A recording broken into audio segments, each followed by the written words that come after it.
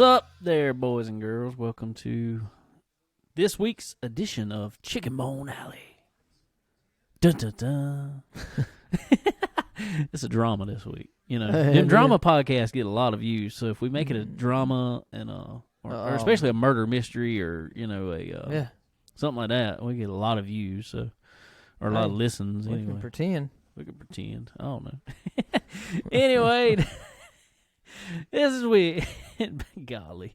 And brought to you by SRI Performance, Stock Car Steel and Aluminum, Draco Springs. Also our buddy Randy Keene over there, RK Motorsports Consulting, and Earl Ramey Racing Engines. I'm David. Sterling, what's up, y'all? Oh, man. Oh. Fun. Well, Fun stuff. It's nice, bro. Look, it's daylight outside. It's daylight still. outside. It's 7. I like it. Something. That's nice. I love it. I love having more light. Dude, it's awesome. I mean, you kind of forget about it. You kind of forget how good it is, and it just happens, you know? Yeah. When it's not exciting. Dark, when you get finished doing everything you got to do during the day. When you walk into your truck, it's not dark from work. Yeah. You get home, you got stuff to do. Yeah. You can do it. I would say, suck because we lost an hour, blah, blah, blah. But I was like, I forgot about it for half the day probably. Oh, yeah. I don't even pay attention no more. Other than my stove is still the wrong time. And my I got a funny story microwave about is that. still wrong time. Well, you know what? It screwed me up kind of because, your phones and stuff, it switches by itself. Right. Well, somehow, your truck's supposed to do it too. Well, mine does. But mine does too. Kayla's car don't. Well, but mine does. Okay, so my phone changed, and then the truck changed, but it went forward. Went the wrong way. How? Or whichever, backwards, forward. I get it screwed up. It went, where it's 7 now, it says it's 8. And then the one in the kitchen says it's 6. I was like, what time is it really? I really don't know. But, it had me all jacked up. So I don't know what happened. I might be late, but I'll be there. No. If I don't get there on time, I'll get there when I can. Yeah, that's it. If I don't get there on time, I'll get there when I can. This is about the one day that would truly work. Oh, they all use it. Dude, and forever in a day back at the shop, boys, they love this day. They love this day because they use it always. Man, my alarm clock messed up. Man, my alarm clock changed. Always. But it never works when the time moves forward. They're never an hour early. No. Never. So it all of a sudden fixes itself then. Well, they went back. They woke up and realized, and they just went back to sleep for another hour, And, yeah, or 3. And, yeah, exactly. It happens, I guess. It happens. Yeah. Oh, well, speaking of, it was annoying me because I knew my appointment time at physical therapy this morning was at 9 o'clock, which is when I have it every other morning pretty much, Monday, Wednesday, Friday. And so I get there and I'm sitting there, and by the time I look up the clock and I look and it says after I was doing a little bit, it says like 8:15. I'm like, oh, they ain't changed their clocks yet. So I'm over there working on something, and they got literally the exact same clock on opposite sides of the room. I don't know. I guess they just want to, well, they time you on some stuff, and I guess they just look at the clock. I don't know. So I go over there, and I'm in the middle of doing something. I just reach up with my other hand and pull the clock off the wall. And she's just looking at me like, oh, the clock was off. I'm like, yeah, I couldn't stand it. I had to change it. I had to fix it. Well, we have been DJ'd out this past weekend. Yeah, I think after next week, after this coming weekend, I think I'm going to do a semi-retirement for a while. Yes. Until the next one. Oh, gosh. Anybody listening, y'all want to take over a wedding sound company? We got you booked up for... Come on, Bo. For about a year. We got you job security. I'm telling you. Woo. Jesus, I ain't. But you got to do our stuff for free. You got to do our stuff for free. Yeah, that's 100%. We're going to do that for sure. But yeah, man, that was a lot of work this past weekend. I'm glad that's over with. We did a rehearsal dinner on Friday night for the wedding that we did on Saturday, but we don't typically do rehearsal dinners. I mean, I'd been to a few rehearsals that they had wedding. I mean, had a DJs at and stuff, but I guess you just don't see too much of that anymore. Normally, it's just kind of a, you do the rehearsal, go to dinner, and you're done. They wanted to party because they were all staying out at this place, so they said they actually want a karaoke, which we don't do many karaoke's at all anymore. No. Like this was the only one we've done in about 2 years. So we had karaoke. Oh, so we wore out on Friday night after all that, and then we had the wedding Saturday, and that was a big old party. Yeah, huge. Daggum 250, 300 people there. That was, and I know if some of y'all listen other places, a lot of times 250, 300 people at a wedding ain't a lot, but for us in South Carolina, that's actually a lot of people. Well, I mean, 250 people in Lowe's Home Improvement is not that many people. Right. 250 people in Waffle House is a lot of people. Yeah. So that's kind of what we were in. Kind of what it was there. It was packed, but it was good. It was all right. Went well. I'm glad it's over with. We made the bride dance so much she said she had to get out of there and go for air. She had to get air. She had to go outside. Couldn't stand it no more. Couldn't stand it. Had to go outside and get air. I guess that's how we know we did our job the way it was supposed to be done. Yeah. Because that's it. They literally danced so much they couldn't breathe no more. No, couldn't handle it. Huh? Job well done for us. Exactly. Yeah. So Sunday, our DJing job did not stop. Pro bono this time. That's right. My mom's 60th birthday was this past Wednesday, the 10th. So we all tried to get everything together and have her a surprise birthday party. And it turned out good, man. She was surprised. She really was. It was pretty cool. Job accomplished. It worked. It's hard to surprise somebody these days. She just wanted to go to the outlets. She just wanted to go to the outlets. That's all she wanted to do. Yeah, her friend, kind of hid the whole deal and got her away from Florence the whole day. Took her to the beach, and supposedly go eat and go to the outlets. Well, they went to eat, but they never made it to the outlets. So Mama was kind of sad by that to start with. She was like, "What's going on? We just left." But no, it was good. It was a good time. So glad she enjoyed it, and thank everybody that helped out, made that thing come alive there. It was pretty good for sure. And one good thing about doing something on a Sunday, at least you can sit there and watch the race while you're doing it. We did that. We had a couple of them up at the same time. We started out with our old buddy Derek for his first take at the Rattler. Yeah, the 250 down there, and he was down there from I think he got in town there on Thursday. Yeah, he got in town on Thursday because they started practice on Friday. They practiced Friday, practiced Saturday, qualified Saturday, and then raced on Sunday. About all week, me and Sterling was, well, I say all week, the whole time he was there, he kept practicing right about the 9th place area. 9th place every time. And me and Sterling were picking that about it because when we were down at New Smyrna during Speed Week, he kind of did the same thing. But then all of a sudden it would come up time to qualify, and he's right up close to the top and running good. And then obviously running up front in the race as he did and come winning championship at New Smyrna this year. And so we felt good about him going into the Rattler. And looked there, was watching, and after about 150 laps, he was still running 5th place. And so that was good. And then they come in and they had a pretty big wreck there. Jake Finch KO'd a car and tore it up pretty good. And they had a red flag for a while, so they come in and he was changing tires and stuff like that. Now I think they only changed 2 tires, what he said, at that point of the race.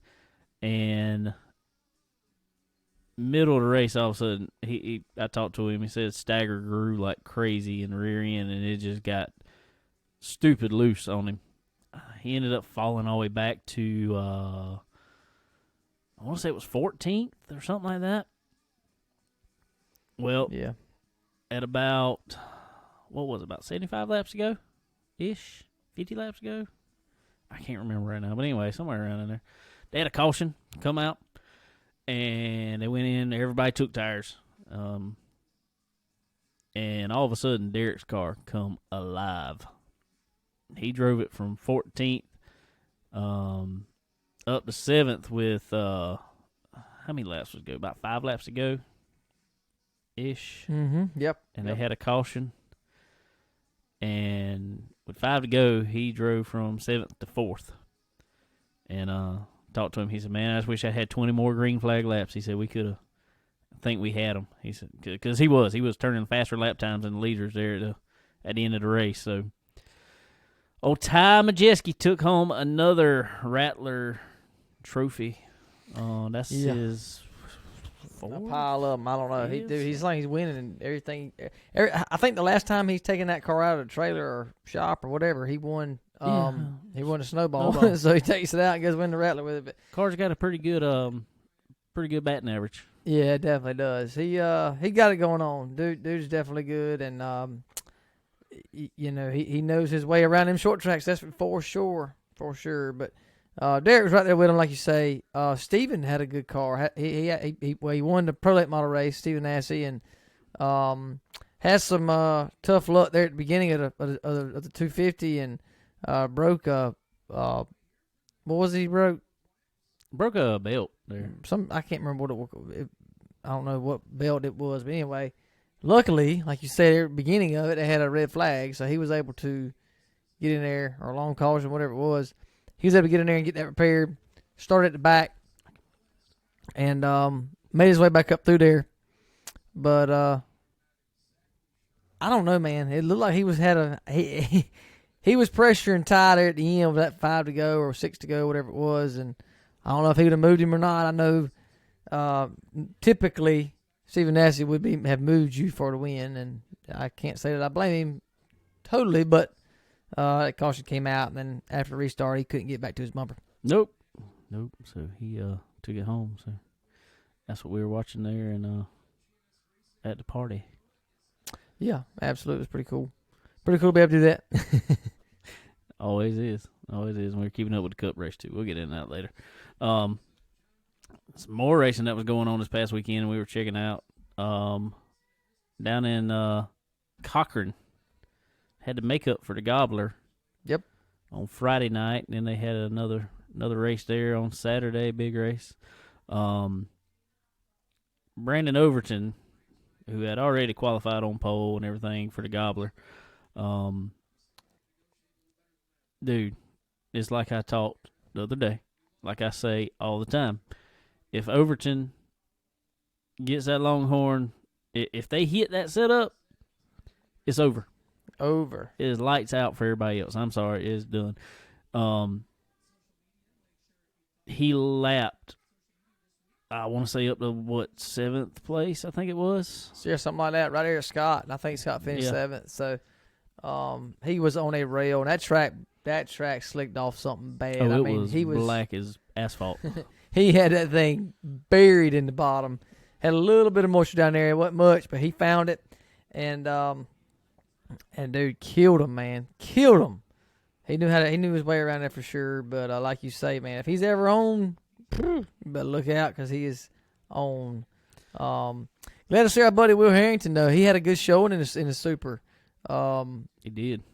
You know, when they were there the first time for the Gobbler, it rained out. He had a really good car then, and won his heat and all that stuff, and had a good starting spot for the race. But glad to see that's something he even said on the show, learning the difference, trying to understand throttle control with the Supers so much different than the crate car.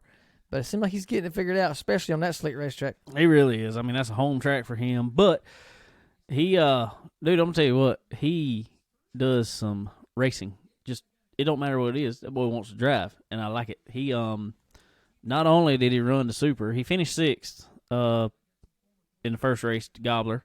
Then he turns around and runs his crate car and wins. Yep. Picking up right where he left off last year with that crate. because he won the Crate Racing USA Championship late model division with his crate car last year.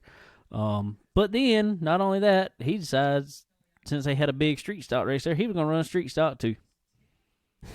He just wanted to drive. He's ready. I wish I had that much energy anymore. I'm telling you what, man, that's awesome though. But yeah, man, I that dude's ridiculous. They have got the crate car figured out. Yeah, that thing's on a reel.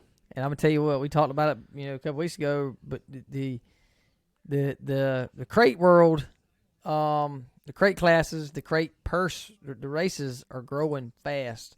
It's a good class. I mean, it's a really good class. It's a lot cheaper to run. It's a lot more affordable for them, and I'm not saying it's a slouch by any means, but a lot of these tracks now they're promoting the crate class and putting big money in it. So a lot of people are going down to run that crate class. Well, the tracks are, but also that Crate Racing USA series. When you run something like that. Oh yeah, definitely. When you got a national promotion for this type stuff, and they gain points off running these, I mean that gives them a lot more incentive to run things like this and hope for try to get as many points as they can to then win some more money at the end of the year. Oh yeah, definitely. Like you said, that was what, $10,000 for him last year. Yeah, for winning that points deal. So yeah, I love to see it. I like seeing that.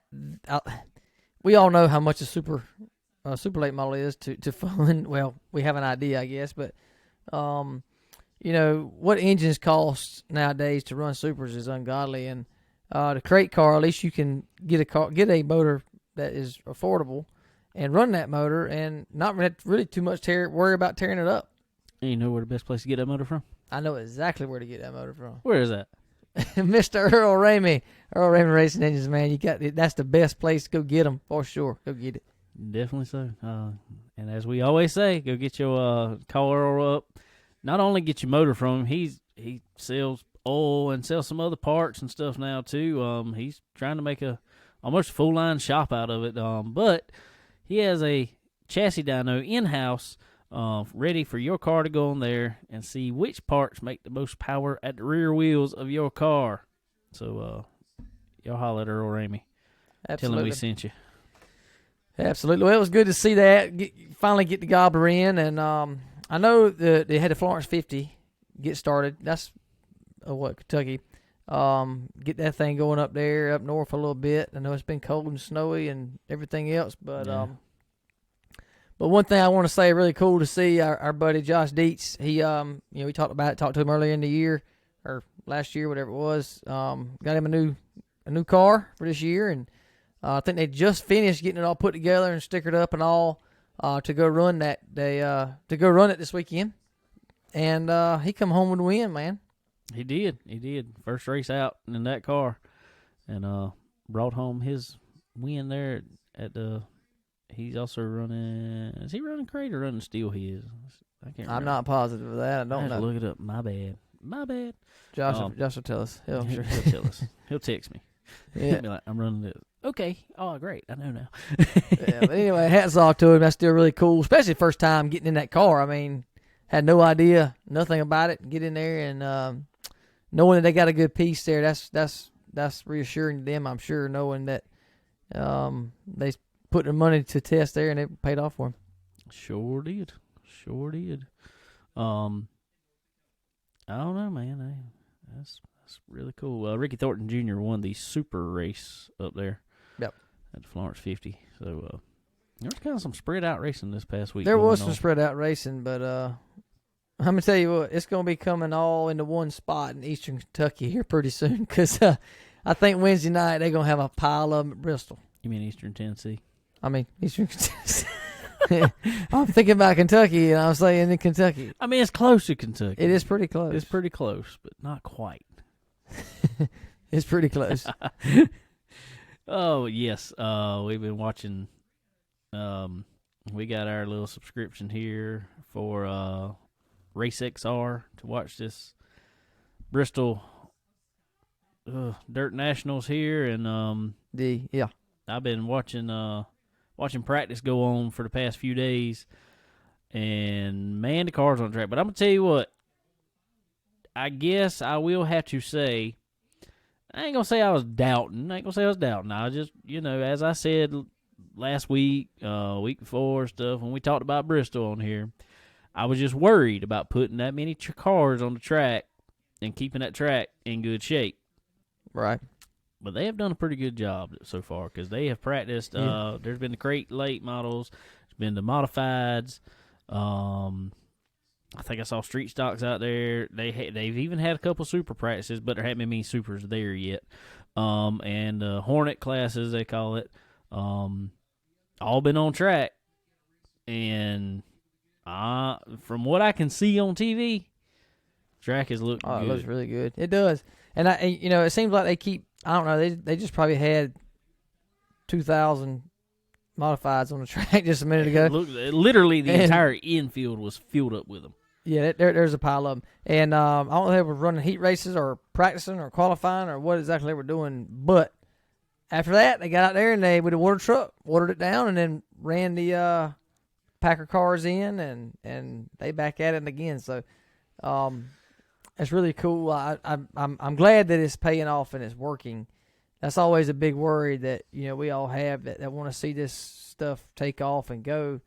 So I know these guys just doing it, are glad to see it's going well. But they know what they're doing. This ain't their first rodeo for sure. So, but the other thing that's kind of like we saw with the Million up there, the dirt they put on that track wasn't the best, and a lot of rocks in it and all that. But they have got some good dirt here for sure. It definitely looks that way, and I have heard nothing but good come out there about it. Guy we've met before, and I want to get him on the show here, just hadn't lined up for us to get him on the show. Daniel Sanchez, old Danny, he's been out there running his modified and been running pretty fast with it, and he's had some on board. He took GoPro and stuff and put it in the car, and I've been watching some of his stuff, and man, that track looks smooth and nice, and the drivers just look like, it look like you can see a whole lot around that track. It ain't like you just get behind somebody and can't see nothing. There's so much room. I watched him in practice the other day in the modifieds running 4 wide out the corner. Oh yeah. It's like, oh god, these dudes are racing already.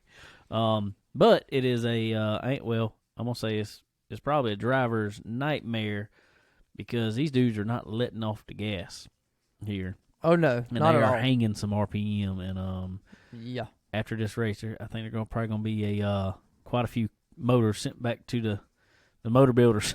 Yeah, Mr. Earl Ramey gonna have a lot more business coming up after they get done up there. But it's a big change for a lot of these guys, and like you said, a lot of hanging RPMs and something they gotta really prepare for because if they're not careful, they can let this week here let them cost them a lot of money. But hopefully it all turns out good for them. But man, I tell you what, it's really cool that they're doing this and they're allowing all these smaller the smaller classes to come in and do this because, originally we talk about the Cup cars, okay, we kind of figured that the Supers would have a day and the Sprint cars would have a day, but being able to give the modifieds and the crate late models and even the little 4-cylinders, what they call the Hornets or whatever, letting them all come in here and run around Bristol is something that these people will never forget. So hats off to the promoters to taking the time and pushing this to get it to work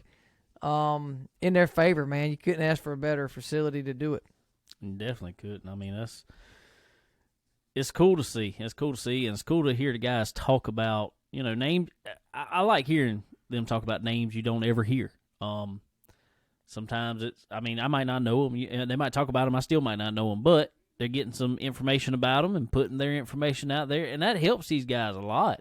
I don't know what it costs for Joe Blow over here in this 4-cylinder to get there, but now they're talking about him on there, and at some tracks those races are big. I know Lakeview over here, SCDRA series, when they run those cars there, man, they got 25 cars every daggone Saturday night out there, and some of those guys might be up there running. I'm not even sure. But being like, oh, I saw him on Running Bristol on when they had the dirt on there. I want to get my name on his car. Oh yeah, it's definitely. And the little cars like that, you could call up a guy and be like, hey man, I want to sponsor your car. Man, $300. A lot of them guys, whole year. I put your name all over the side of the car, whole year. Absolutely, you can't beat that. You got there's many opportunities to try and get in that at that level, and it's just really cool being a part of it. And for these guys to say, I mean, that's bucket list stuff, dude. To be able to say you ran Bristol, I'm telling you, that's huge, man. And I don't know how, like you said, I don't know how in the world they're gonna make it all work and get it all done in a day's time. I just don't understand it because there's so many of them. But they got it all figured out. And they're gonna make it work. It is gonna be a lot of racing this week to come there for sure. For sure. Yep, sure is. Well, going from that, we got something else pretty cool we want to talk about here, and got a gentleman calling in wants to talk about it here. Ladies and gentlemen, on the phone now, we got a man that is coming in for you racers here and going to put on something big. And we got a chance to talk about it. We're glad to have him on the phone here, Mr. Dalton Lamb. Mr. Dalton, what's going on, man? Not too much, guys. How are you all? Man, we are doing wonderful for a Monday. Yeah. Fortunately, being on a Monday here, we actually get to watch some racing, at least something from Bristol on here. So they'll get to watch something. That's unusual, you know. Oh man, I was up there last night. We've got some people that work with us running cameras for Grassroots Sports TV. We've got some of our guys running cameras for them with Race XR. They're at the Dirt Nationals, and last night I went up there and I actually got to be on a couple of cameras last night for practice. And you just can't put into words just how awesome it is to. First off, I mean, if you've never been to Bristol, just walking into that place, it really does feel like a Coliseum type environment. And then to see that place transformed into dirt, it just kind of takes your breath away if you're a dirt track fan. That's right, man. It's really cool to see dirt track racing and racing in general, but especially we're big fans of dirt track racing ourselves, obviously.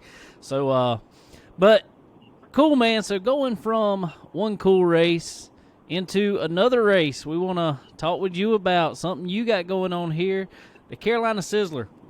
Man, that looks like it is shaping up to be something big. Kind of give us a rundown of what's going on, man. We had talked with Joe Rush with the American All-Star Series, Singapore Crates, and a couple of different series, and we've been talking about a lot of different things. And Grassroots Sports TV, we actually started. Our main focus is doing high school, middle school, local rec league type sports. So your main things: baseball, basketball, soccer, things like that. And I've been, and some other people that are pivotal parts of the company. We've all been race fans, especially dirt race fans, for our entire lives. And we were like, hey, we've got this going on. Let's see what we can do. And one thing led to another, and we were able to start shooting a couple of dirt races, and we really enjoyed it. And I think the fans enjoyed it as well. And so, we realized that dirt racing is it's something fun that we enjoy doing. And, not only can we make a little bit of money at it, but it's not just the broadcast part that we like as well. We enjoy the promotion and putting on events and things like that. So I started talking with Joe and just asking him about some different things. Joe and I last year, we actually developed the idea of the Crate Late Model National Championship. And so I went over to Landon Stallard at Volunteer and talked with him and really, really like Landon. He's just a terrific guy, and the work he's done there at Volunteer has been great, and we were able to convince him to give it a shot. And there in November, you couldn't have asked for better weather, 60, 70 degrees, no rain, wonderful crowd came out. And, we just saw the success of that, and really just the success that Joe's series has been having. And Joe's got deep connections with Michael Robinette and the Topless Outlaw series, and he's friends with Trevor Thompson, who's who's the CEO owner of the Red Clay Series. And, Joe's got a lot of friends. He's well connected in the dirt racing world. He's been doing it a long time. And so we just kind of rode the back of Joe and those connections. And we're the group that was, I guess, dumb enough or silly enough to take the jump. So we took the jump, and I text Joe one night. Joe and his family, some of them, they like to say that I don't really live in the realm of reality, and my wife might say the same thing. But I texted him one night and I said, "What do you think about Charlotte?" And Joe knows somebody over there that's the VP of marketing for Charlotte Motor Speedway, and in touch with him and found out about Eric Sinhaus, who is the event manager for the dirt track. And Joe sent me his number, and he said, "Well, I've given you his number. Now you go do the rest." So I called him, and I said, I introduced myself and told him who I was and what we were planning on doing. And his initial reaction, the date we were looking for initially, we were trying to find a date in which the World of Outlaws and Lucas Oil was not running. And, that's kind of tough to do, especially a year after a pandemic. They're going to be going full blast. That's right. And we were a little bit late in the game. I mean, you're talking late January whenever all this talk was going on. And so we had landed on Father's Day weekend because that was just outside of the Dream at Eldora, and it was before July. And, we knew that there were some other things going on, and it was a weekend where I think at least one of the series, I don't remember which one, but one of the series, they weren't going to be running that night. So we had landed on that weekend. So I told Eric that that's what I wanted to do. And Eric actually let me know that literally an hour before I called him, the Ultimate Super Late Models had finalized their deal on Father's Day weekend for over at Charlotte. Wow. And so we had to go. Yeah. And so they beat us to the punch, and we didn't get our date. But so we went back to the drawing board, and we found a date where the Lucas Oil Series, Super Late Model Series, and the World of Outlaw Series was going to be, far enough away that it would make sense. And so that landed us on this weekend. And we actually had a lot of questions about why are you doing Saturday, Sunday, not Friday, Saturday. And the reason is because Ray Cook's Summer National Series is running. That's right in the heat of their tour. And they're actually going to be at Wythe Raceway on Saturday night, the 17th. And that's why the Supers aren't running on Saturday. They're at Wythe Raceway on Saturday. They're actually at Volunteer Speedway on Monday. And so we put our Super Late Model race on the 18th, which is a Sunday. And that gave the ability to basically any regional driver that's either following that series or just a regional driver in general, they're going to, looking at schedules, they're probably going to have the night off. And so we wanted to do that. But the main goal was, really, is that not just the Supers. We wanted the Supers to be there because we wanted to have a big Super race to anchor the Sunday night, main event. But really what we were excited to do was to give the opportunity for some of these other drivers who really never get the chance to race at Charlotte. And we wanted to open that possibility up, and so that's what we feel like we've done. And, we released the purse amounts and the rules and things on Facebook there last week, and the base purse amount is great. One thing that we are going to be announcing and releasing very, very soon is the idea of officially releasing is the idea of something called what we have deemed as called hashtag Turn Up the Heat. So it's a social media initiative. And do you all remember the Dirt Million from a couple of years ago? Yes, sir, we do. We were there the first Getting year of it. Getting hit with rocks. Getting hit with rocks, yes.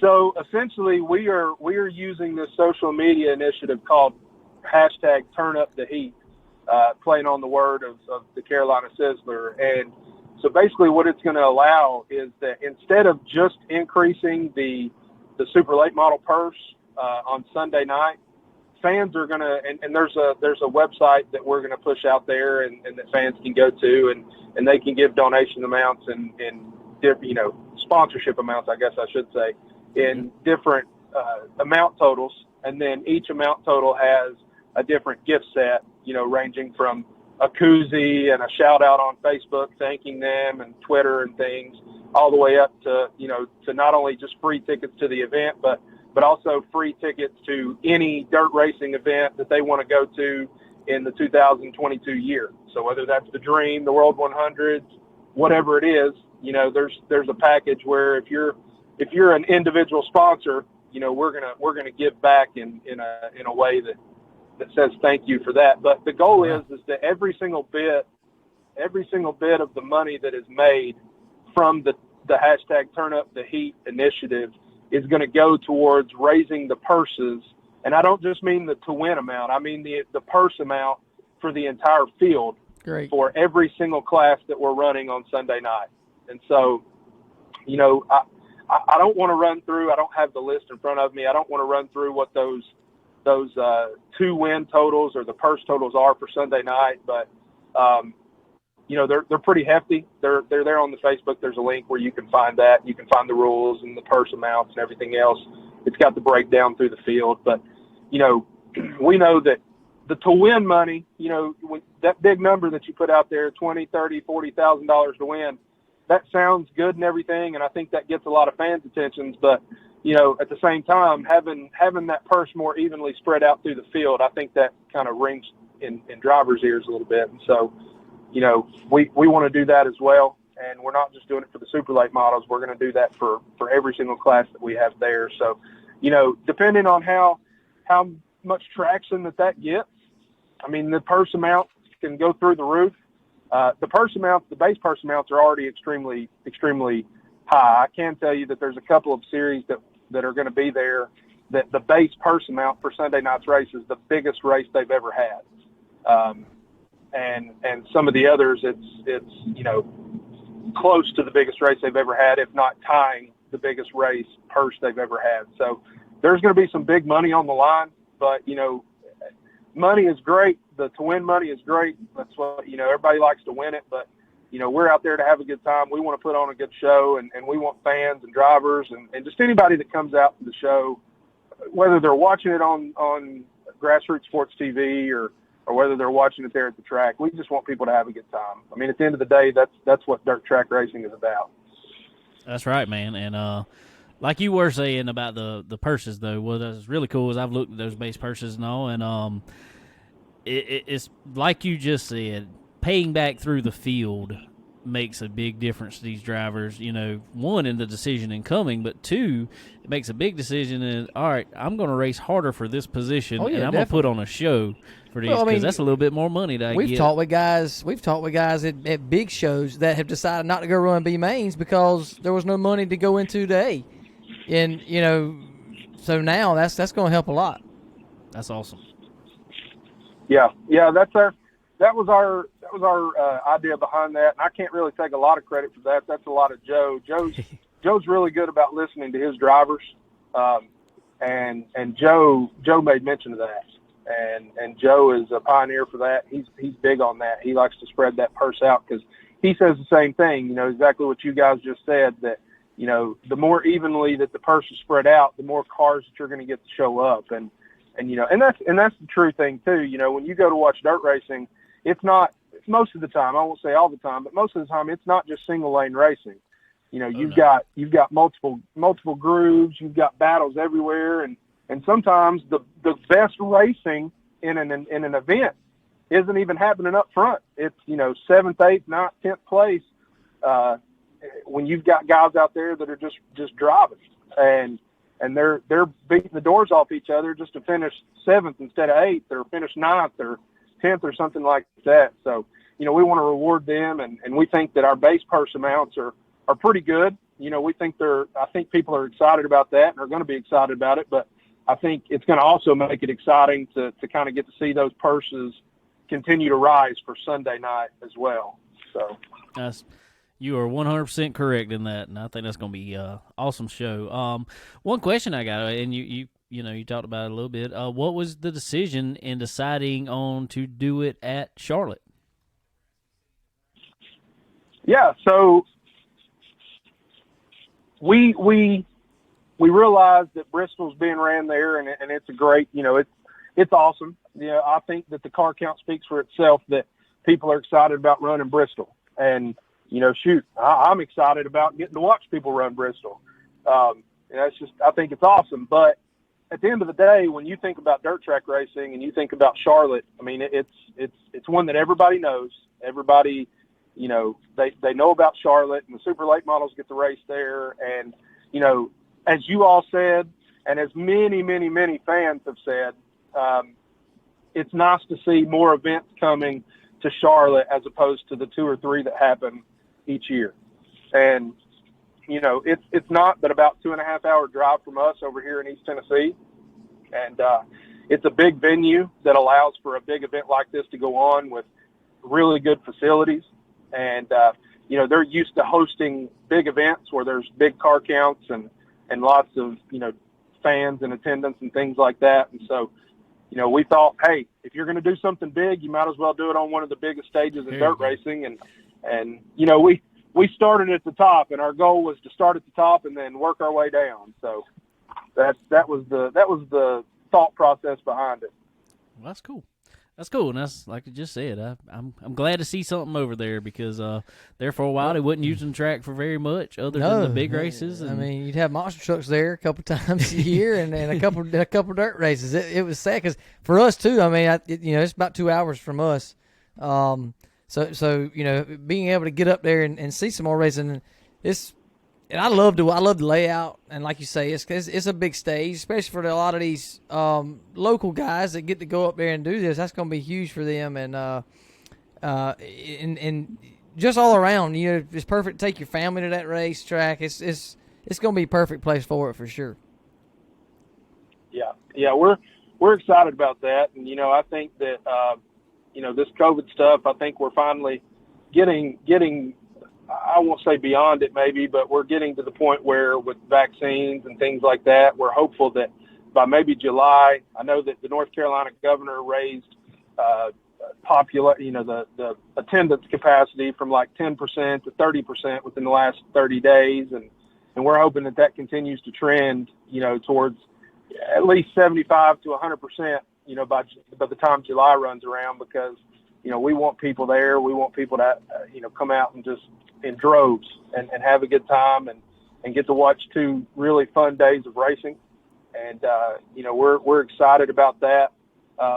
We've got some more exciting things that we're working on. I won't release too much right now just because I don't know exactly when we're going to release, but I will kind of give a little bit of a hint here, just drop a little nugget that we've been approached by a couple of different people about sanctioning the super late models, and we're not giving that away because they will be sanctioned.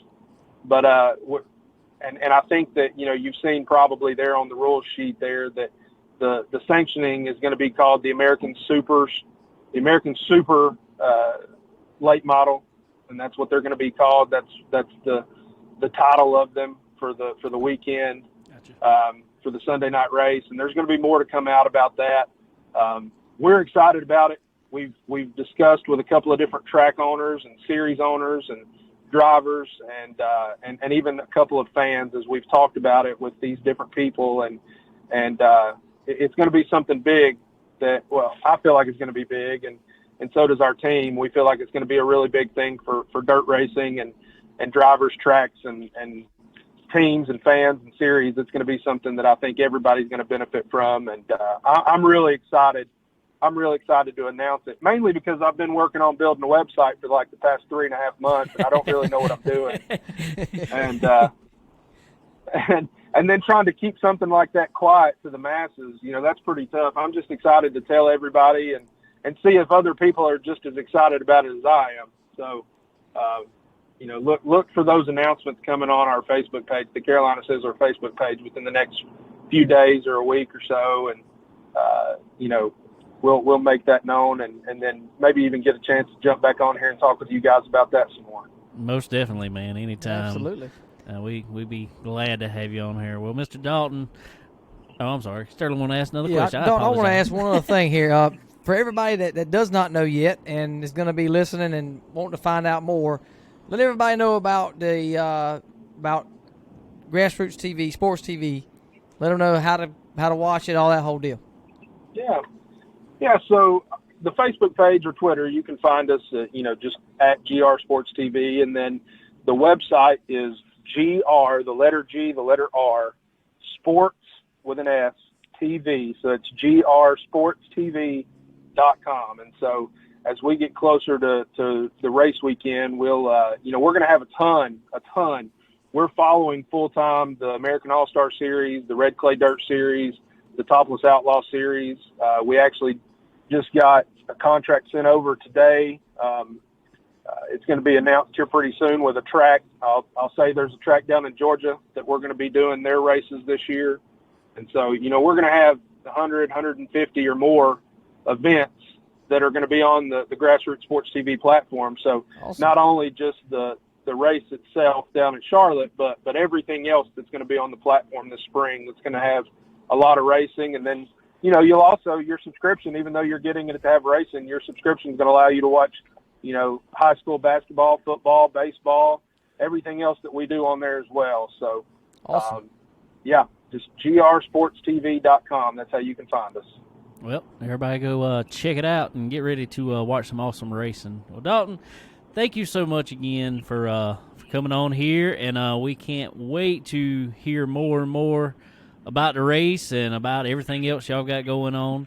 I think it's going to be awesome, and we're definitely going to be there for sure.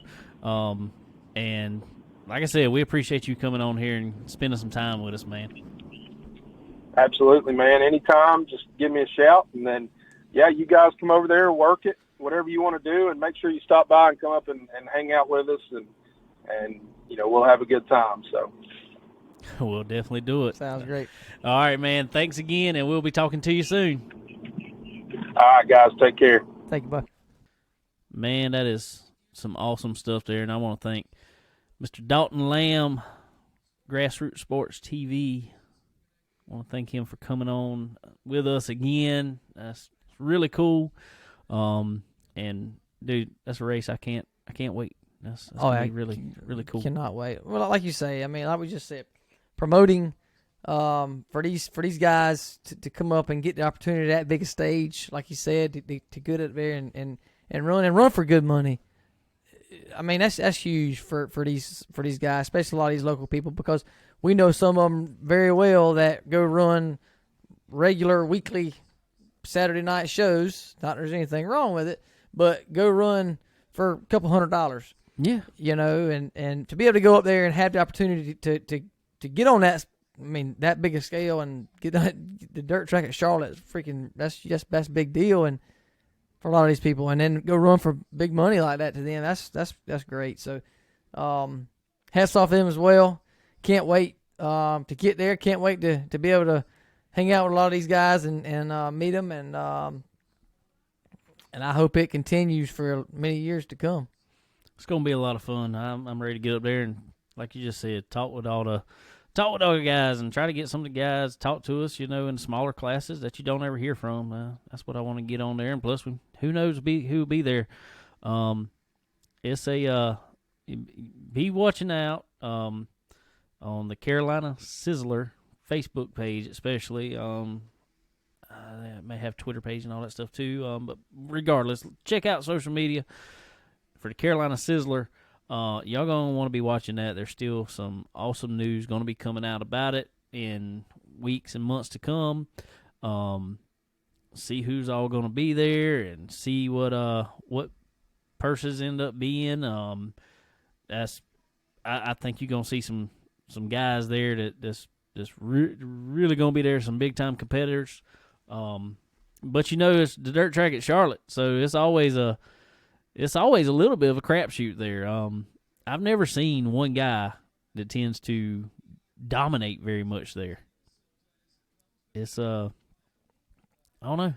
A track it seems different every time there's a race there. Yeah, definitely. The surface changes hourly, seems like. So it'll definitely be interesting.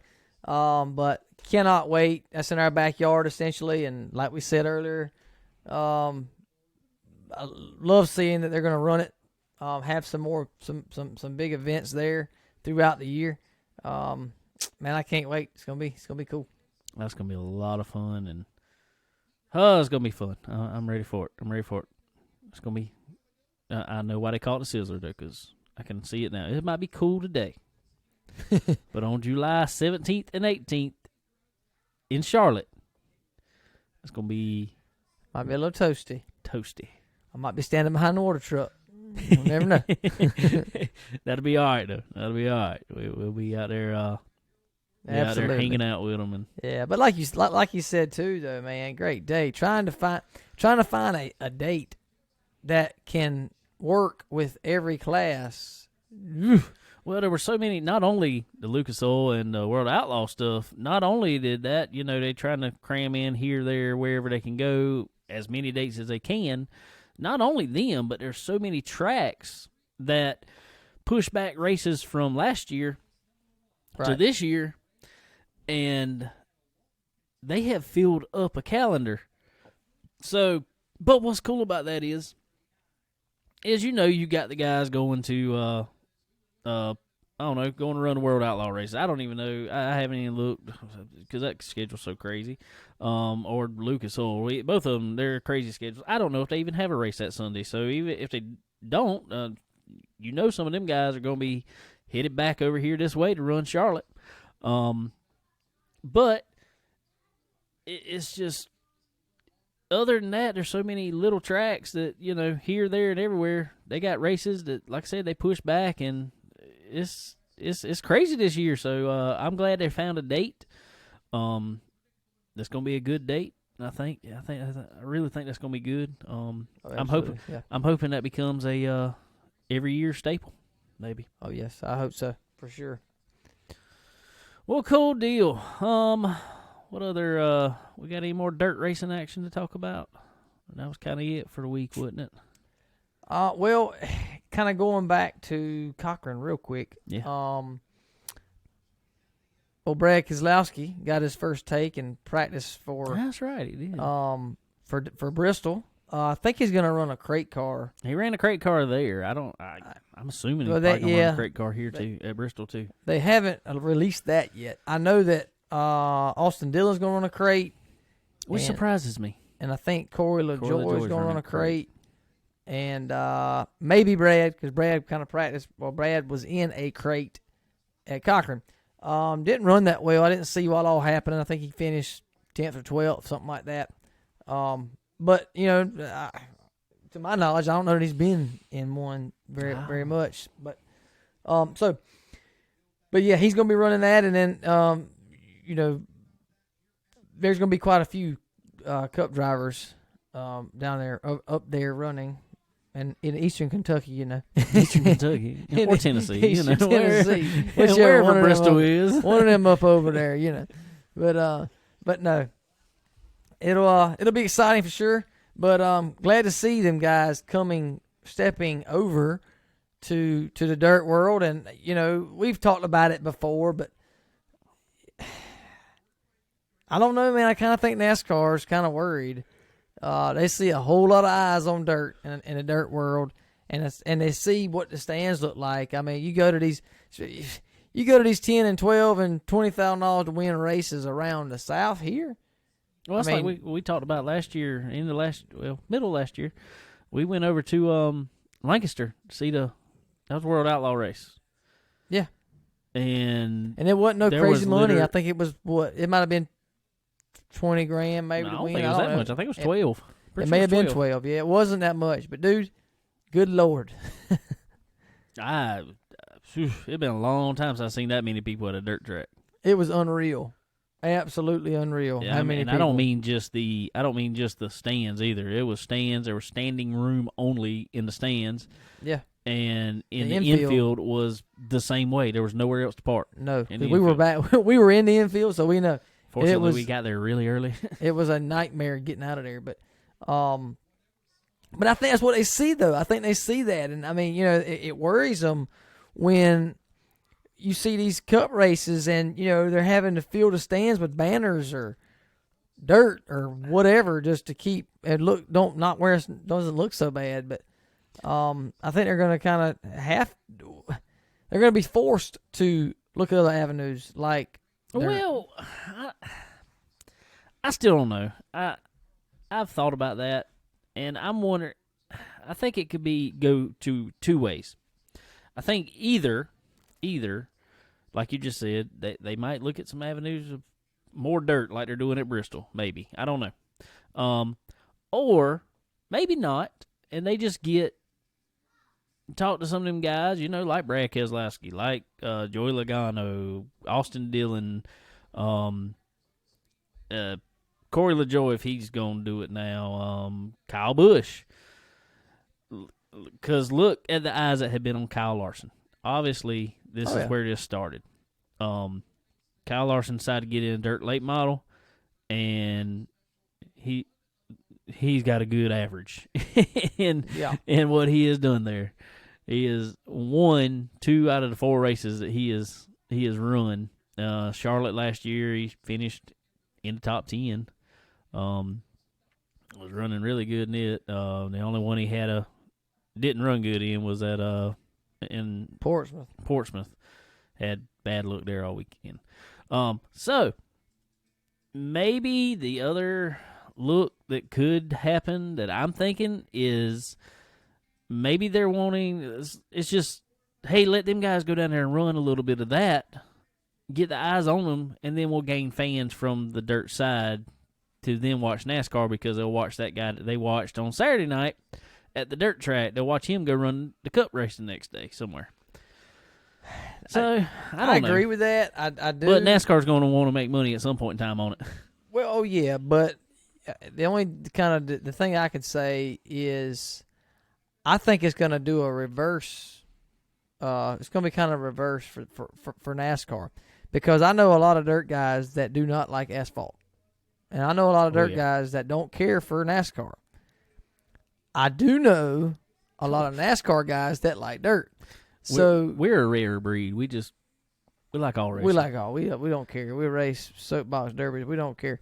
But I know that if you take someone that just say whatever they've been around asphalt for all their life, for whatever weird reason they don't know anything about dirt, and then you take them and you put their favorite driver in a super late model, running around these wherever they go run, I think they're going to end up loving dirt late model racing. Well, and I way think more than a cup car. Well, I mean, we can kind of attest to that. We can look back at now. I know he has a following on the dirt side too, but we can look back at when we were at Portsmouth last year. When Kyle Larson was up there, we were hanging out over there with them guys. There were so many people there with Kyle Larson T-shirts on from NASCAR stuff. So apparently that's kind of already happening. Yeah, I think they're gonna. I think that's what's gonna happen, because I mean, dude, the people that's diehard dirt, I don't see them going to asphalt. I don't see them going to watch Joe Blow. Now, if they would open it up a little bit to where, just like super late model dirt racing is, there's gonna be 100-something cars here at Bristol this weekend, right? Trying to make the race. Okay, if they would open that up a little bit to where, okay, the cup cars are running at Martinsville, asphalt, concrete, whatever they want to make it, and they open that playing field up to where, okay, 100 cars can go try to make the race, then I think you're going to see that come into play a little bit, especially when you say, all we've heard about these guys with the cup, all these cup cars going to run for $50,000 at Bristol. Woo, woo, woo. Okay, that's awesome. You acknowledge what the purse is. You let that out. You let everybody know it. That's drawing attention to that race. Oh, yeah. But it's so hush-hush, you don't even know what they're making in a cup race now. You don't have no idea. Well, I mean, I guess it's just kind of a novelty thing, but there's so many people. I like seeing it. And I just saw a commercial here on TV. Boy that was racing go-karts had won some races, and he had all his big chicks nailed to the wall up in the shop. Well, it's just, and you see that in every other form of sports. Yeah, or not sports, but every other form of racing. It's like, hey, I won the big chick this week. I won the big chick, and that's kind of the thing.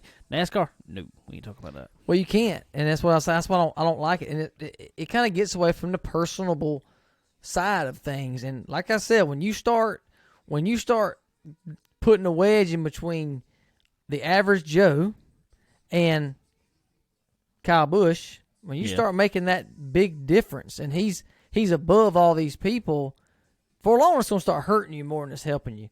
Oh, and when you see, you don't know nothing about purse, you don't know how much this is, you don't know how much that is, you just know you got to buy your way in and have a charter to go know you're going to make the field here, but don't know nothing about it. But then you see these guys flying around on these private jets and all this stuff right here. To me, it's so far away from what dirt is and what it means. And you go to a dirt track, everybody's friendly, everybody's family, everybody's there to have a good time. It's not necessarily money driven. We're not there for that one reason. I mean, yeah, of course, we want to go win. We want to do this. We want to do well, but it's just so much different. And I think they're going to hurt themselves more than help. I really do. But I'm glad that I really like seeing some of these guys come back and run dirt or come over. Some of them maybe even not run it yet. But I think, like you said, I think Kyle Larson has definitely opened that bag to make people think, okay, well, if he can do it, I can go do it. And I think they're going to be. I don't think they can. I think they're going to be surprised. And I think they're going to actually be way more impressed by Kyle Larson and his abilities after going and doing this and running with these big dogs. I mean, they ain't the same. I'm just going to say, Brad Keselowski Kyle Larson got one way up on him because Kyle Larson's first time in a dirt late model, he won. Yeah. Keselowski couldn't do it. Well, I mean, I know it's different. Larson's been on dirt, his whole life pretty much. But, I mean, hey, you want to come over and jump with the big dogs? Well, it's I don't know. I don't really know how to look at it. And if I'm I don't know, Jonathan Davenport or Scott Bloomquist, whatever, and I see these guys that's been in this other type of racing forever, and they think they can come over there with, they can go buy their way in and get the best of the equipment that they can get, and expect to come over there and just whoop up on me. I ain't gonna like that too much. I'm sorry, I'm not. Oh no, and we've talked with a lot of guys from that raced late models and stuff, and they look at Larson a little bit different. Yeah, of course. I mean, they do. I mean, they them guys will tell you, man, they never expected him to come in there and be slow, and they look at him. He's been a dirt racer all his life. He's going to adapt to this fast. Oh, of course. I mean, and obviously he did. But like you just said, Kyle Busch coming over there buying a ride to be Jonathan Davenport's teammate for the week. You got who else was it? It's Larson, Kyle Busch, and there was somebody else that's running a super. I can't remember right now. There was three of them. Anyway, then you got Brad Keselowski and them guys coming in. Even in the crate racing ranks, if that's what they run with Corey and Austin. Austin is the one I'm actually surprised he's running crate because he ran super. Yeah, he's got a super background. He ran them for a long time. It was good. I'm wondering if that's a sponsor deal, or something, or even running, whatever. But regardless, them guys ain't gonna like it. Them coming in there, and they gonna have something to prove over the NASCAR guys. I mean, that's what they're there to do, and that's what they want to do. Yeah. Absolutely. I will say Joey Logano, he kind of impressed me. He doesn't have a dirt background at all. And down in Volusia, he decided to run the modified and ran pretty good in it. Yeah, absolutely. I think he finished third down there. And I mean, he was in our buddy Kyle Strickler's car.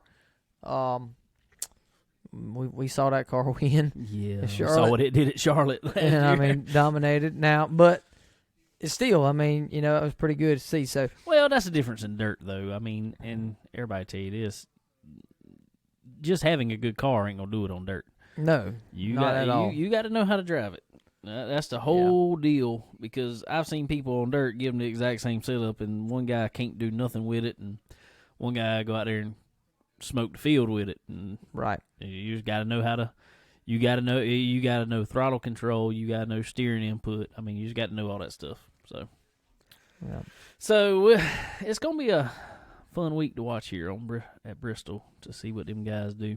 And I'm hoping, like we were just talking about, maybe a Carolina Sizzler over there. Some of them guys come up, maybe since it's right there in their backyard, come over there and run at least the Saturday portion.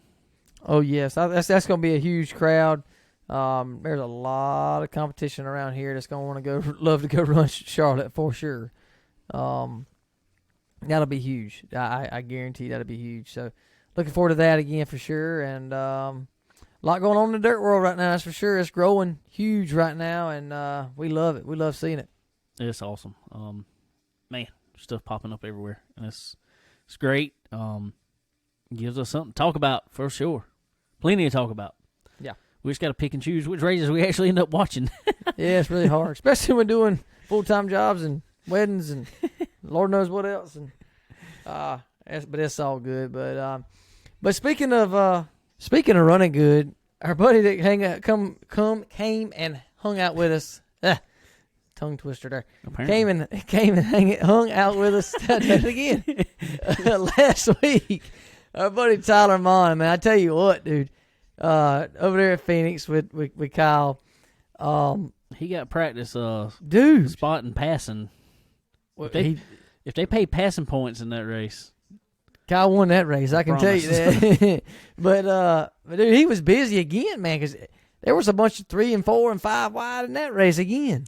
Dude, that dog leg back there on the back, I guess you call it dog leg now. Everybody wants to make that track an oval, and I can't really blame them. So they come off of turn 4 now and go straight to the pit wall. They almost hit pit wall. Did you see Keselowski in it? Yeah. I mean, he come from like literally a foot probably from hitting the end of pit road wall. I wish they would put grass there or something. I really do. Well, that's what they had there, and I don't know what the problem was. I don't know either. I don't. I mean, but good Lord, that's crazy.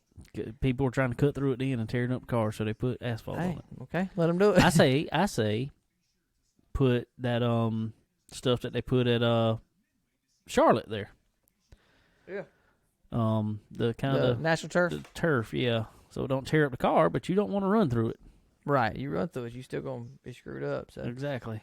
Well, going back though for that. Speaking of going through that little dog leg, and I think this is what the beginning of bad judgment, I guess we'll say, for this instance. ARCA race there on Friday night, lap 1, turn 1. I don't know how to say this nice. I don't know. I'm just gonna go straight in on it. Gracie Trotter drove straight in and caused another wreck, this time destroying her car in the process. I mean, I ain't trying to talk junk because she wrecked there at Daytona. I'm not trying to talk junk because of that. But what in the world? I mean, I don't know, dude. I don't know if she's just not patient enough or she's too anxious. She drove in on the apron and pushed straight up the track. Yep. It's very unfortunate. And I hate to see it for her. But I mean, you know, she's got one heck of an opportunity right now to be in. She's in some of the best equipment out there. There's no reason she should be doing that. She definitely is, and I don't know who's coaching her along there or what. You know, I don't know, but I really hope that they can talk her into a little bit of patience. And she got the. I mean, I don't know. She's got a wonderful ride and a wonderful sponsor that's going to carry her throughout this season. But if she continues to do what she's doing, that's probably going to be about the end of it, because regardless of how much money you got, how much sponsorship you got, if you wrecking race cars every week, that can't happen. And it sucks, too, because I will say this, and I know it's always been a hot topic of debate, I guess you say. I want to see a female driver come in and be a good driver. I just want to see that. So I'm not downing her in no way, shape, or form. So do not think this at all. I am not downing her because it's a female in racing, because I want to see a girl come in. And I like Gracie Trotter. I spoke to her briefly over here when she run late models in Florence, and she seemed really nice. I don't know. She needs some coaching. Yeah, I just think she should just be cool a little bit, you know. And I said that about Haley Deegan, you know, when she was early on. I mean, yeah. we've seen her wreck her teammates or just go in there and just drive through people, and just be more patient. Be more patient and let your equipment speak for itself, and your talent's there. You just gotta let it play out. You gotta give it a little time. So hopefully she'll learn that and calm down a little bit. But I mean, it's got to be, I try to put myself in her shoes or anybody in any situation like that, you know, because, I mean, I can imagine the adrenaline rush, the nerves, the you know, wanting to do good, wanting to prove yourself, and she's wanting to prove herself in one lap. And a lot of times, you know, before she probably thinks through, it's already too late. So it's hard for me to say, but learning to kind of let those nerves go away and move out is hard to say, and it's probably hard to teach. But hopefully she'll figure it out. I think that's all that she's lacking. I think she's just lacking a little bit of patience and just letting things play out. I think that's what she needs to do. I concur 100%. If not, it's going to be a rough year for her. Yeah, but our old Ty Gibbs has zero problem letting his nerves play out. Apparently don't have any. I don't think he has nerves. He sounded like it at Daytona in the ARCA race. It sounded like he had nerves. Yeah. But since then, he's figured out nerve to go to the front. Dude, I'm telling you what, man. He has definitely got it figured out. I don't know if it, you know, because it ain't like, I mean, yeah, his family is in racing 100% and always has been and all, but I don't know, man. I think these cars nowadays are so simulation driven, and he is in the simulator 30 hours a day probably. Exactly. And, dude, he has got it figured out. But as far as these cars right now, these cars, the ARCA cars, the Xfinity cars, and I feel really sure you put him in Kyle Busch's car this week, I don't know. There's something wrong with Kyle Busch's car. I think he might outperform Kyle Busch in Kyle Busch's car right now because it's so simulation driven. Yeah. And he understands driving that simulator. He's very good at it. But, I mean, he's done proved himself. I mean, yeah, I think he's cocky. I think he's cocky for a reason because he's got a lot of reason to be cocky. But it don't mean I have to like the cockiness. I wish he'd just chill out with that and just be a good guy. But he's good. He's very good. He's very talented. He's a good driver. Yeah, I mean, you can't. That is one thing I will say that I firmly do believe is it's hard to teach talent. And talent to me is just that, you know, people God-given ability to adapt to a race car and be able to drive it fast. When we're talking about racing, anyway. But there is a lot of practice that still goes along with that. Don't get me wrong. But I also know guys that practice probably more than the next guy and just can't ever get it. I mean, it's just not something they feel. Not to the extent that some other guys do. Not saying they're not good, just not as good as this guy. And somehow he got in that car at Daytona. He didn't even know how to turn the thing on hardly. They had to walk him through the switches of what to turn on when he got in the car. Won the race on the road course at Daytona. Now went to Phoenix and finished second in the race there. Won the ARCA race, finished second in the Xfinity race. Did he win? He win the ARCA race? Yeah. God, dog. Jesus. It's crazy, right? It is really crazy. He's got it going on for sure. So when he is running full time in that car, that's gonna be tough. Well, I can tell you this, Kyle, and I said this last week, I think, so y'all can jump on the bandwagon. Don't have to. Y'all be mad at me for saying it. Kyle Busch keep running as bad as he is. He better watch out. Yeah, he sure better. Sure better, for sure. Because there's somebody that's going to need a ride here real soon. And I'm going to tell you, if he keeps running that good this year, even running a partial schedule, they'll find a way to have him in a Cup car next year. Well, I'm wondering if they're going to just jump him straight from ARCA to full-time Xfinity next year. Because Xfinity, well, unless he's going to run a KBM truck, but I would not see the reason for it. Dude.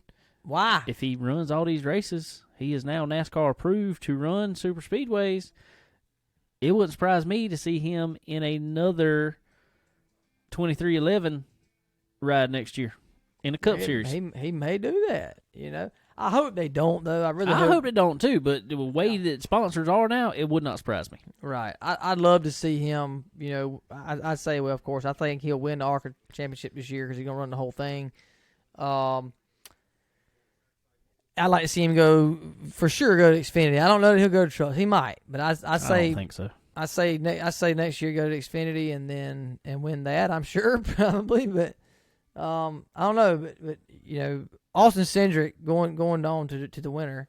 That's another one, dude. Just seems like he's there every single weekend and freaking dominating. Yeah. Penske's got them a jewel, that's for sure with him. So Promise you, he's good. And everybody knows he'll be in Cup next year. And yeah, he'll be taking old Matty D's ride, right? That's the word. Yeah. So I don't understand it. No, I don't either. But I will say Matt ain't ran the best this year either. No, he hasn't. He hasn't. But I really felt like with the sponsorship, they'd have enough to start a third Penske team. A fourth a fourth Penske team. Sorry. And keep him under that umbrella, but they may be letting Brad play his contract out and gonna move him to that car. I don't know, don't really know, but they're not gonna let Austin Cindric go from Penske. I can tell you that. One thing I want to jump back to real quick, I will mention in the conversation of Ty. This just my thought. There's no factual evidence behind this, but Ty possibly moving to Cup is Monster is Kurt Busch's sponsor, and it is highly thought that Kurt Busch is retiring this year. Yeah. Well, Monster's got so much money they can put primary sponsors on two cars if they want to. Well, I agree, but I mean, I don't really know, but I don't either. I'm just saying it just lines up. Yeah, I don't know. I don't see. I really don't see Ty going straight to a Cup car, but he may. He can do it. He's capable of doing it, but yeah, I don't know. I don't think Monster's gonna leave him. I don't think Monster will leave him by no means. I think he will. They will definitely stay on him for sure. Oh yeah. Well, like I was just saying, I don't think he should. I'm just saying with the how sponsors have been and how race teams have been over the past 5 years, it would not surprise me. Right. Yeah. But anyway, yeah. Cindric, dude, he's gonna be a beast this year in the as he's already showing in the Xfinity Series. Allgaier almost had that race won though. Had a late race caution and really shuffled him back. He always gets shuffled back. Man, he cannot close a race out for nothing. And I hate that because he is a good dude. He just has the worst look at the end of races. If there's a late race caution, I don't know if it's driving style or if it's the way that they set up their cars. And plus, Allgaier is a very clean driver. He don't get in there and lean on people, and he don't pinch them down, really. He gives everybody room, which is super nice. That's super nice of you, dude. He needs to be a little bit more aggressive, yeah. Yeah. That if there's a late race caution, especially if they have a green-white checker, unless Allgaier's just got an awesome piece, normally he's not the one to pull it out. And I hate that for him. Yeah, for sure. If it's a long run, he's probably there. Probably there. So hated that for him. Cool for Austin Cindric. But man, like we were just talking a minute ago, if they were giving out passing points in the Cup race, I'm pretty sure Larson Kyle would have had that championship locked up for sure. Well, and I kind of figured it, but I think he was supposed to start outside pole, and William Byron was somewhere up there towards, I'm not sure where he was at, but anyway, they both failed post-race or pre-race inspection. Yeah. And I kind of figured that was going to happen because they're pretty much all but locked in to the chase or playoffs, whatever. So I kind of figured they would be trying stuff, being that that's the last race, the championship race at the end of the year. So, but they both failed. So what they didn't catch, I guess, is the important part. But didn't take them long, and they were right back up at front for sure, like you say. And then I think Kyle got caught speeding on pit road. Yep. Dropped back to late teens. Well, he was backfalling. I think he was in the 20s. Okay. Which it was whatever the last car in the lead lap was. That was him at the time, and I can't even remember. But real quick, he was back up around 17th. And then from there, he just picked his way. I think by the time another caution come out, he was 5th or so. I can't remember right now. And worked his way all the way up to 2nd. I think he did about like our buddy Derek Griffith did this past week. And that last pit stop got a bad set of tires. Because the last pit stop, he said he just got crazy loose on entry. So he hadn't been loose on entry all day long. Yep. He said, and all of a sudden it just got loose. And he couldn't set up his corners good. And he was having to drive more defensive than offensive. And so he ended up, where did he end up? 7th, I think it was. Yeah, but it was 7th. Yeah. Yeah. I think Chase ended up 5th. I believe so.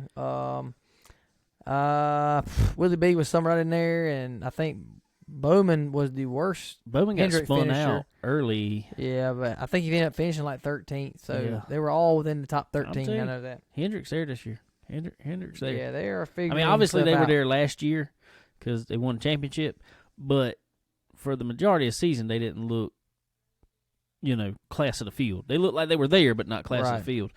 This year, it looks like the whole team has kind of got it together. Yeah, definitely so. And I love seeing that. Like we said with Tyler last week, that's a class act. There's some good guys over there. I like to see them back on top. I do. I don't know. I'm just biased to them. I like them. I'm a Chevrolet guy. I like those, and I like them, and I like the way they act. I like the way they carry themselves. And pretty cool to see them back up there. So, well, like I was kind of telling Tyler, and we talked about it a few weeks ago. We were down in Daytona, and when we were telling Tyler last week, we were out to eat, and while we were down there, and Alex Bowman, and I'm assuming it was kind of his crew, the road crew or something, or a bunch of Hendrick guys. I know that they were all there eating, there too. And at the end of the night, I ain't bothering them or nothing. We didn't want to be those guys. But when we were leaving, I did kind of look at them all and wave to them and just told them good luck this week. And every one of them turned around. Man, we appreciate that. So and I know there's a lot of guys like that in racing, period. But it's just really cool the way, like Sterling said, the Hendrick guys always conduct themselves very, very good. Yeah. Very cool guys always. And I guess it's just the field that Mr. H wants around the shop, and that's how those guys are. Yeah, absolutely right, man. Definitely good. So glad to see they had another good performance, and running up front, man, I love seeing it. Yeah, but old Martin Truex Jr. ran father up front this week, I guess. Yeah, he did. He sure Finally did. That's his first win at Phoenix. Phoenix, yeah. It sure is. And they kind of been on a slump, kind of seemed like, Martin. I don't know. Kind of seemed kind of odd. The last couple races of the year last year, and then the first little bit this year, it kind of seemed. He's been there the first this year, just hadn't. Right at the end, he couldn't be there. Right. Yeah. Well, they hadn't been the same since Cole Pern left. Period. No. I mean, no doubt about it. And that's going to be hard to beat that combo that they had. I mean, there for a while, that was like Jimmy and And Chad. and Chad back in the day. I mean, they were just always there, right there. They just worked. They clicked good together. So finding that is going to be tough again, but they are, and I'm glad to see him. I like Martin too. He's kind of a crybaby on the radio. He does not like lap cars. I'll tell you that. He used to not be like that, but Jesus Lord, ever since he went to ever since he won a championship, he's been like that. Dude, he whines about a lap car. But regardless of that, glad to see that. He's a pretty cool outdoorsy guy, and glad to see him get his way into the chase. Yeah. Yep. But So that kind of tells us, I guess, I don't know, his track's liable to change. They liable to do something different, especially with the traction compound that they put on it. But that, it's going to be the final race of the year, as it was last year. It's liable to be, kind of tell us something for Phoenix come championship time. So who knows? yeah, there's well, I don't know, man. I know we could talk about this forever, but I really wish that they would have the championship race would be a one time a year track. Oh, I agree. And I it agree. moves around. That's why Homestead was good, but they yeah. went there every year. Well, yeah, but I mean, be a one race a year track, but move that track around. Yeah. And have it set up for 5 years down the road or whatever they do it. I don't care, but Well, just kind of like to do the Super Bowl. Right. For a while where they're going. Right, exactly. Move it around. That's the one thing that I say for sure. I mean, whatever, but it's kind of crappy because you pretty much know what you're gonna get come the end of the season. Well, you know at the end of because this the weather's year, almost the same. Yeah. Everything's about the same. I mean, there's nothing different. You know at the end of this year, Chase Elliott's gonna be fast all of a sudden. Promise you. Now he's got to make it to that Final Four, but at Phoenix he's gonna be fast. Well, there's like 7 road courses this year, so he will make it to the final, to the playoffs. Now there's I can't remember, but there's a road course there coming up towards the end of the deal. He'll be in there somehow, or Martinsville one. He'll find a way in. But I kind of look for Kyle Larson, man. I think that's going to be him next year, or at the end of the year. It's going to be his spot. It's going to be it. I do too. Being that he's already got a win, that's good for him. He hadn't ever been great on road courses, but then look what he did at He should have won Daytona that race, really. the first this year. He screwed up there, but he should have won that race. I think he's just been driving those sprint cars so much last year, dirt, whatever, doing everything. He get back in them, and it's like, this is too easy. This is simple now. I think he throws the car around a little more now. Just gets every bit that the car's got in it out of it now. Yeah, I mean, watching Chase and really watching Alex Bowman a couple years ago at the Roval, watching how hard they throw them cars around, dude. I never would have thought. It's nothing like iRacing. I can promise you that. You can't do that on air. I mean, they throw them things around everywhere, and they stick. Yeah, like you said, I think he kind of got a little on edge with them and was able to go. But anyway, it's all good. Hopefully we'll keep on rooting him on to the front, man. Definitely will. And another thing we got in common a little bit, I guess, with Larson there is our little alliance here with our buddies at SRI Performance. Tell you something cool. We've been sitting here watching the racing action over at Bristol. SRI's had some advertisements on the TV there. Checking them out on there. Yeah, it's really cool. I mean, it gives you a little insight, what we've been talking about, because they show all these parts in there. It's everything. Yes, definitely. The Racer RX commercials are perfect. We need that commercial. It is perfect because they got everything. They show the stock car steel and aluminum. They show the storeroom there at SRI. They show everything. So, but anyway, guys, as we always say, make sure you go to SRI Performance, get all your race car needs met there. Simple. Just go there. Get what you need. Also, stock car, steel, and aluminum. They got all your sheet metal that you will ever need for a car.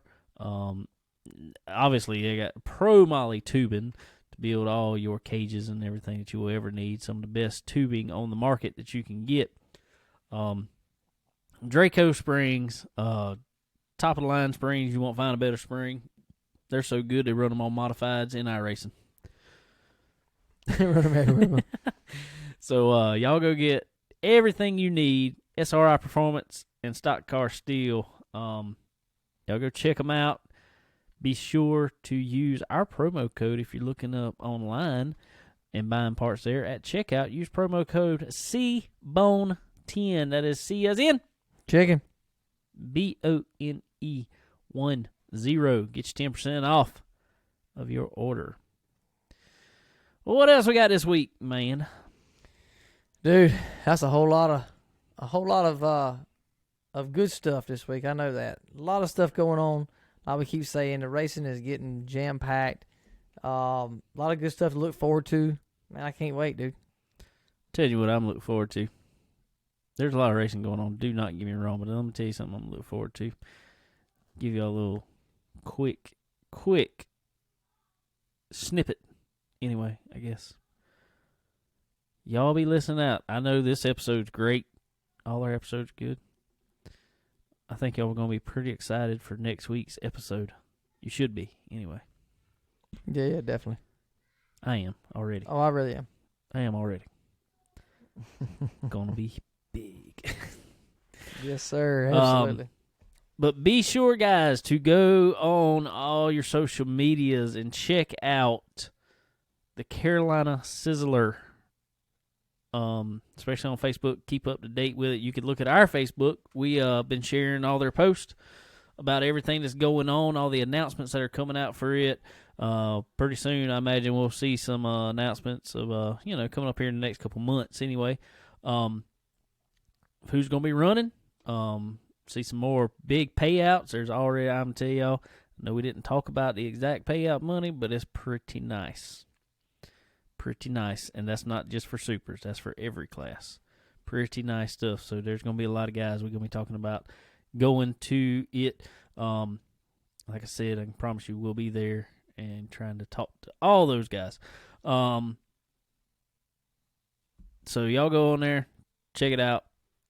Thank you, Mr. Dalton Lamb. Absolutely. Coming on here. Go check out Grassroots Sports TV. Yeah, a lot of stuff on there. A lot of stuff on there. And, man, I tell you, you can go on there, and I've got caught up watching them, I don't know how many times. There'll be a middle school basketball game on there or something like that. And it's fun to watch. Oh, yeah, absolutely, man. And who knows, you might see the next LeBron on there or something. I don't know. Yeah, it could happen. It could happen. So y'all go check out Grassroots Sports TV. Get you off your sports action. There's plenty of racing action going to be going on there. Want to thank SRI, as always, as we just talked about. Stock Car Steel, Draco Springs. Our buddy Randy Keene, RK Motorsports Consulting, who is now the man over there going to the tracks for technical support. Yep, he's at the Bristol track right now. Yeah. Technical support man for SRI Performance for the dirt side over there. He is he's at Bristol helping those guys out, especially on brakes, but he does a little bit of everything now. Y'all got any questions about brakes especially or any parts, shoot me a message. Shoot us a message on here. I can definitely get Randy on it, or I can get anybody at SRI on it to or you can message them directly over at SRI Performance. But Randy is a top-notch technical guy who he studies this stuff, man. He loves it. And that's what the racers need. That's what the racers need. When this new stuff comes out, they don't know what it's going to do, and he's the man to tell you exactly what it's going to do before you do it with it. So we appreciate him because he gives us all kind of info all the time. He's like, man, I put this brake kit on such and such car. I really think he's going to do good with it. I'm I'm like, awesome, Randy. He's excited. And I get excited with him. And also, as we talked about earlier, Earl Ramey Racing Engines. Y'all go check them out. Forward Bite apparel. Check them out. Team Vandy was in action this past weekend. Let me pull up here. You got results over there, Sterling?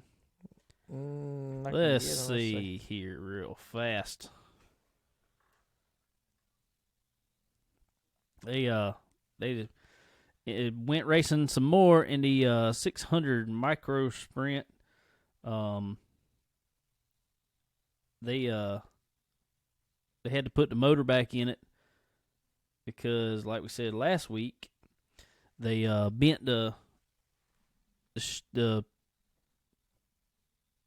shaft, not the crank end, but just the shaft for the coming out transmission. Old Coltrane, he went out there and actually missed hot laps because they were late getting to track from putting the motor back in the car. The first time he got on the track at all was in the restricted heat race, and he started outside pole. And guess what he did? Guess what? What is that? You got to talk in the microphone. My bad. Couldn't find it, but it was behind. Old Coltrane went out there and won the heat in the restricted. Yes, sir. So you're getting the hang of that thing, man. He's getting it. He just stayed in the car and drove back around and put some fuel in, probably, I don't know. Because he went out and ran the A class with him with the restrictor plate in it for A class. Just wanting to get seat time. I mean, that's pretty cool. And he started front row again. Started outside, I think it was. Started second. And ended up actually finishing 5th in the heat race, running with the A-class guys. And they said this was a bigger track than they've been running, like that last one they ran and everything. This was a little bit bigger track, so it's much harder for just a setup to help you. I mean, you got to have speed. Right. So he fell back to 5th, but I mean, he's getting seat time. I mean, dude, that's what it's all about right now. Yeah, that's all you can ask for. So anyway, went to the feature. Let's see here. He brought home 2nd place in the restricted feature. Sweet. That's awesome. That's real good. A class started 15th and moved up to 10th place. So, man. Dude, he's jumping on it quick. He's jumping on it. Did want to say here real fast, our buddy William Eads and Matt Smith made their way to Georgia this past weekend for the GNCC race. And remember a couple weeks ago we talked about it, and they had some issues on the last lap of the race, hit a tree and took out a tie rod, got it put back together. Ended up coming out 7th this week in the GNCC race at down in Georgia. So man, it's pretty good for them guys. Big field of them things always. I mean, it's crazy. Yeah, it's a pile of things. They can travel all over the place. In a couple weeks, they're gonna be down here, Camp Coker, right up the road from us in Society Hill, South Carolina. I'm gonna go over there and check them out, I think. Hang out with them a little bit, meet them. So Matt Smith over there finished 7th on the quad this week. But anyway, as we talked about, Forward Bite apparel. Y'all go get y'all some of that.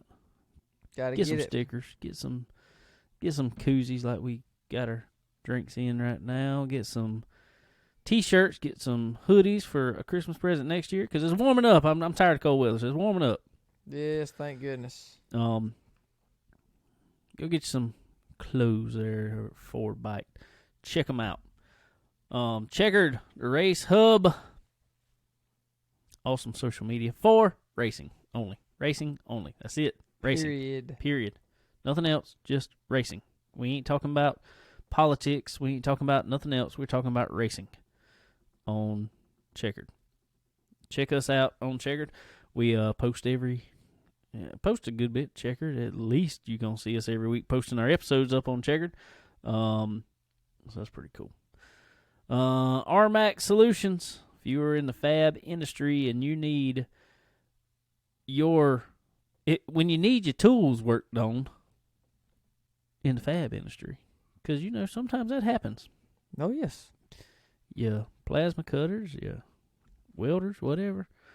Sometimes you need parts for them. Your big cutting tables. Sometimes you need new ones. And sometimes you need them.